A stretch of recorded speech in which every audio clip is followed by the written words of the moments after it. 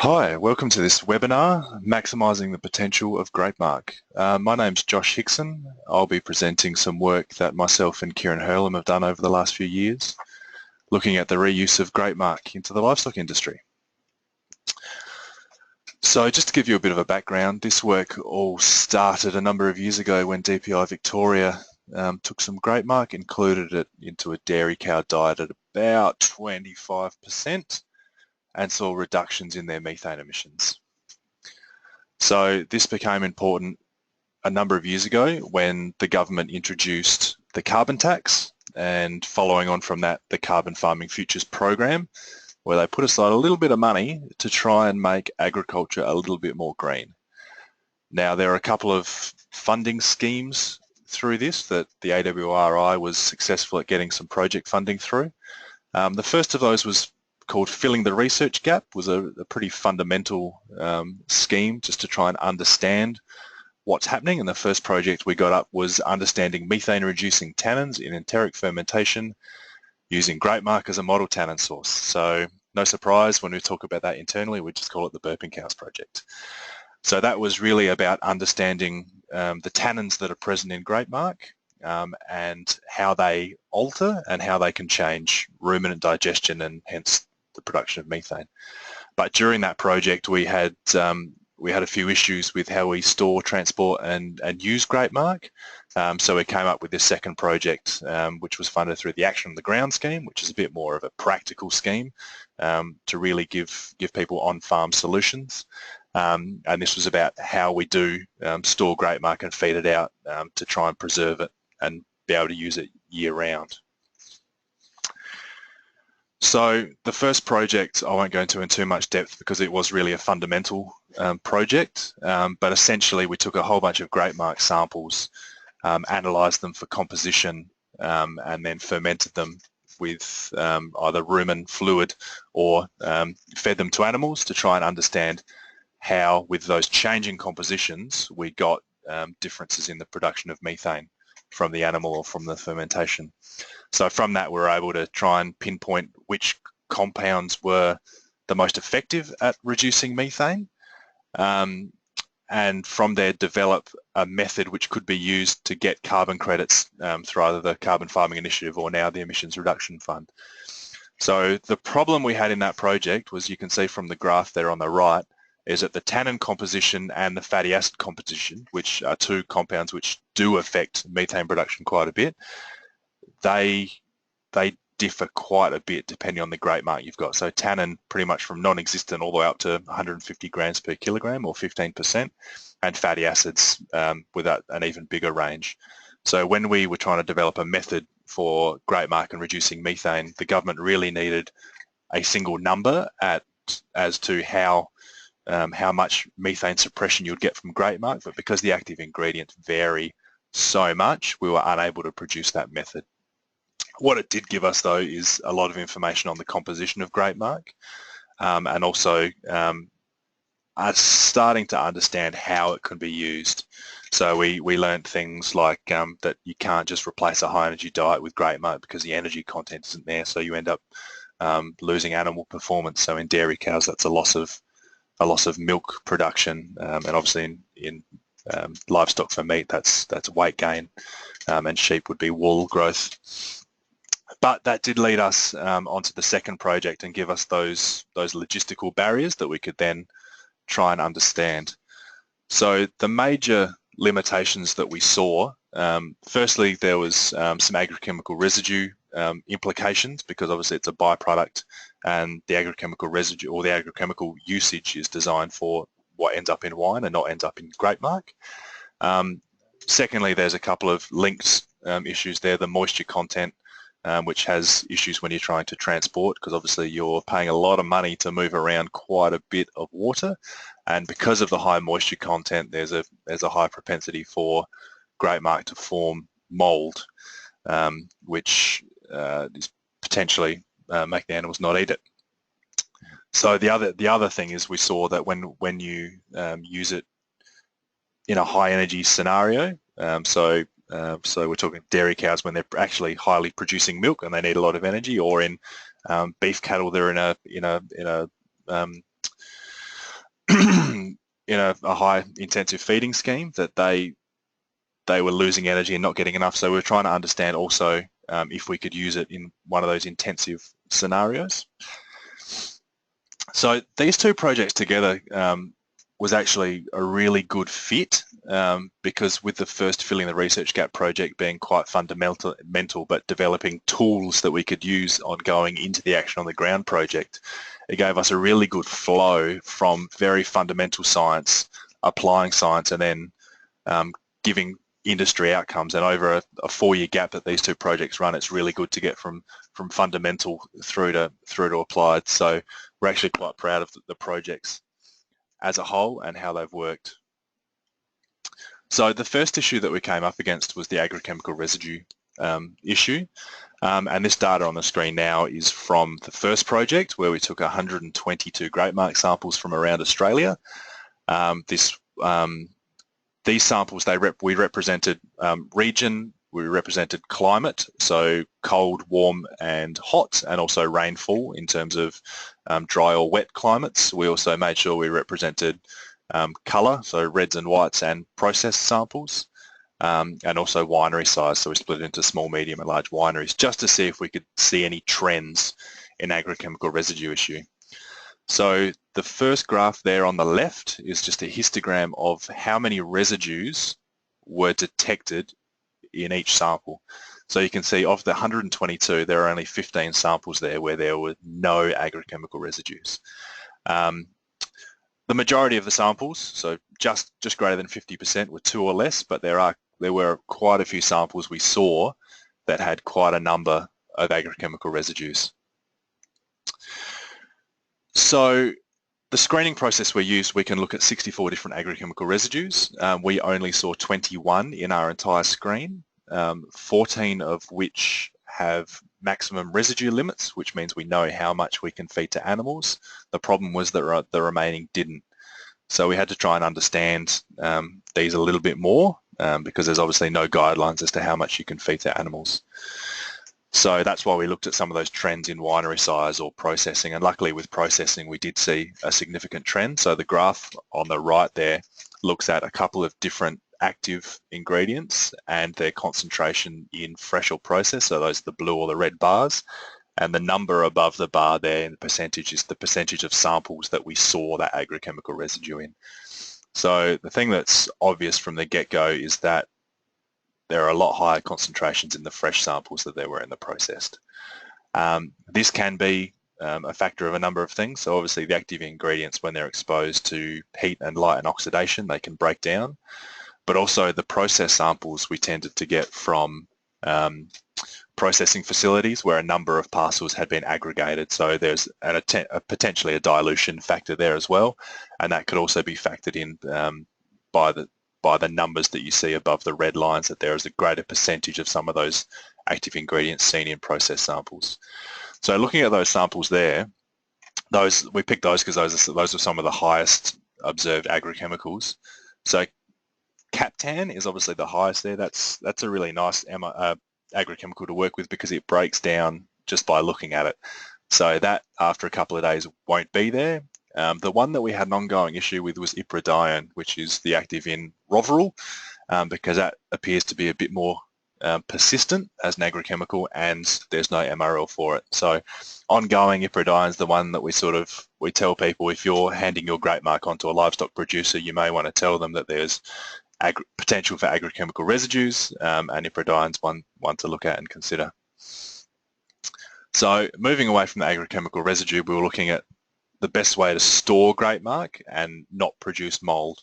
So initially we started off with some little mini silos. So we were trying to ensile grape marc, which is essentially storing it anaerobically for a period of time, which allows you to use it year round. So we're looking at storing grape marc anaerobically first off, as you would if you're putting it in a silo or a silage pit, and then opening it to air as you would when you're feeding it out. So we were trialling grape marc with a few different potential mold inhibitors, and you can see from the photos on the screen there that the one on the left is one that had an effective mold inhibition agent, and the one on the right there is just a control. You can see a nice coating of mold there, that covers the top.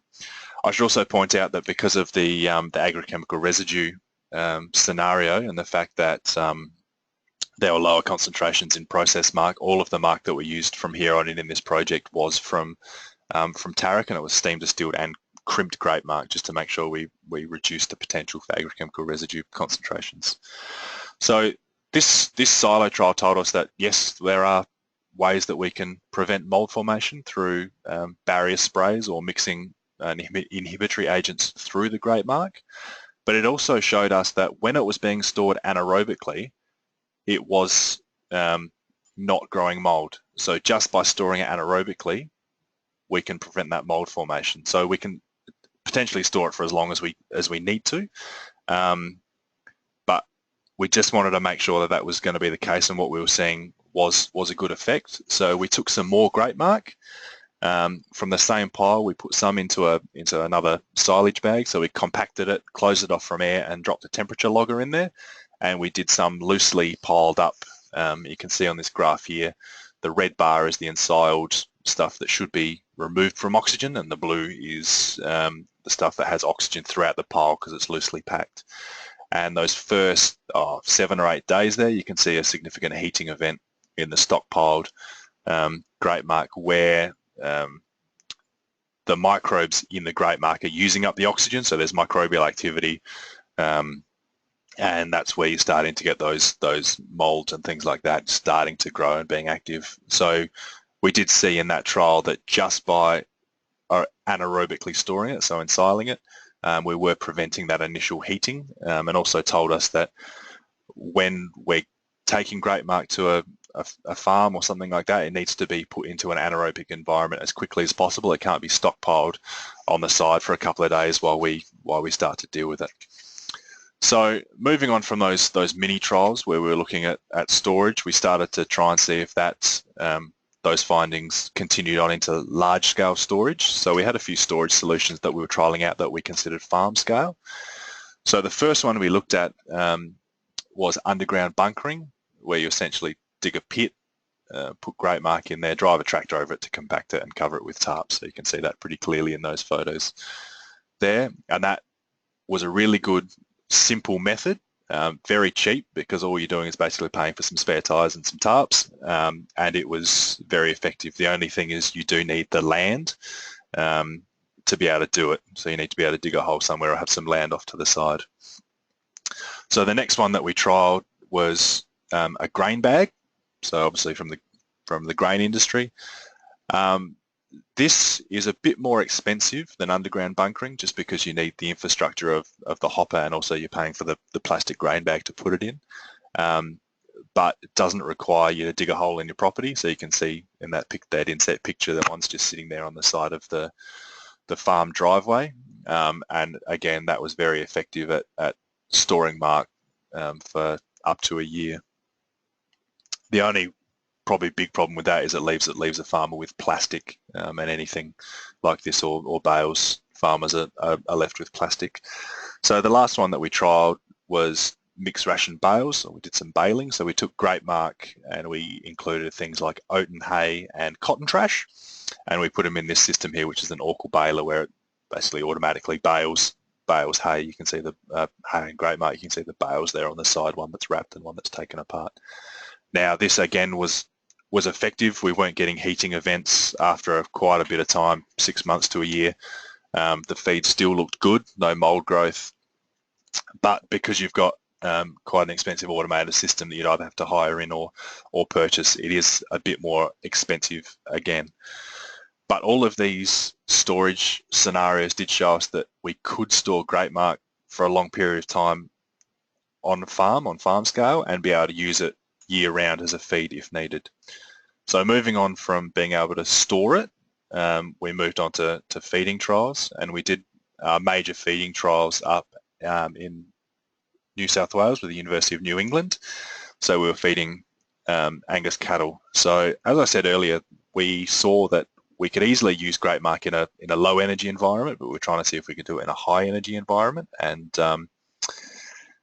Angus cattle in a feedlot are probably a pretty intensive way of feeding. So the system we designed is we took a total feed that contained maize silage and swapped the maize silage out for grape marc, so about a 10% inclusion of grape marc. And in those trials, we saw there was no significant difference or no drop in animal performance by the inclusion of grape marc. So we were quite happy there that we did show that under some scenarios it can be used in an intensive feed scenario. So the last bit of that project was to develop case studies. So we had shown that we could store it, we showed that we can feed it, and we wanted to get information out there to farmers. So we developed these case studies. We went into about 4 different properties that integrated grape marc into different farm management systems, and just wrote up 2-page fact sheets on how they're doing it, so that farmers out there can have a look at how it's being done and better make decisions on if they want to use it. And for the wine industry, obviously if you're trying to move on a byproduct, you can better inform a potential user of your byproduct by pointing them towards these fact sheets and case studies. So you see the red bars there, they indicate a couple of fact sheets that are already up on the 2 projects that I've spoken about. And on this same page, case studies will be coming soon. So you can have a look there and see how grape marc is currently being used in a farm setting. So from these projects, there are a couple of general messages that you can take away. So we've shown that grape marc can be used as an effective feed additive. We've done trials with dairy cows, sheep, and with beef cattle, and it's been quite effective throughout. It's a really good feed gap filler. So when you're feeding livestock, you get to summer, autumn, where there's no more growing grass. You may be short on silage, and you're starting to buy hay in.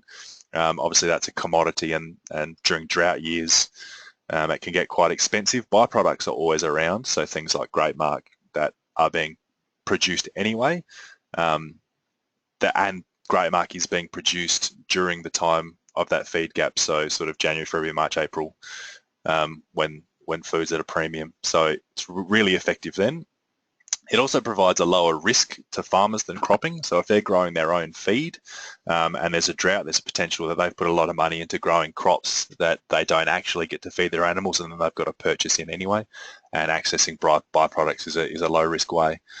So as I said before, when using grape marc, or indeed probably any agricultural byproduct, you need to be aware that there are agrochemical issues, or there's potential for them to contain agrochemical residue. So if you are passing your grape marc on to someone, make sure they're aware of the agrochemicals that you use, and MRLs can be accessed from the APVMA.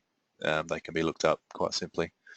So those residues, though, we did observe lower residues in processed marc, and that's why we led towards using those for our second half of our trials. And because of that mold growth, storage does need to be carefully planned out. You can't get grape marc on site and then start to think about how you're going to use it. You need your silage pit or your grain bag, something like that, ready to go. Through our work in the filling the research gap, and all the trials that were done on grape marc, it has been listed by MLA as an effective methane reducing technique. They've listed 10% potential reduction by using grape marc, and that's a great outcome from that project. So if you want more information on the work we've done, there are a couple of technical review articles that have been written, so one from June 2013 and from December 2014. The work from the feeding trials and the storage trials is going to be written up in December 2016 technical review. We have some fact sheets online, and we've got those case studies coming soon. This webinar has been put together through the Opportunities in a New Climate project, which you can see at that link, which has a lot to do with sustainability and greenhouse gases in the wine industry. And obviously email either myself or Kieran. We're happy to answer any questions on this work. So obviously this webinar was supported by funds from the Australian Government, but both the projects we did, the funding came from the Department of Agriculture and Water Resources, and there are obviously collaborators involved in each project. So we thank those for helping out with the project, and Thank you all for listening.